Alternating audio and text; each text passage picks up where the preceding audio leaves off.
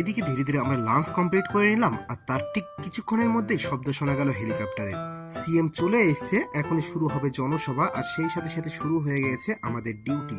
যখন সকালবেলা প্রথম এসেছিলাম তখন এই পুরো ব্যারিকেডটা ছিল ফাঁকা, কিন্তু এখন তা পরিপূর্ণ হয়ে গেছে। আমি এদিকে ডিউটি করছি, ডিউটি সম্পূর্ণ হতে না হতে প্রায় 4:30 বেজে গেল।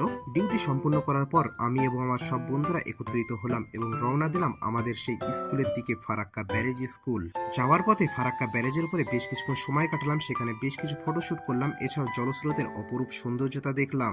তারপর রুমে পৌঁছে কোনো রকম দেরি না করে ব্যাটিং পত্র নিয়ে বেরিয়ে পড়লাম ফারাক্কা স্টেশনে। সেখান থেকে ট্রেন ধরে পৌঁছে গেলাম খাগড়াঘাট রেলওয়ে স্টেশনে।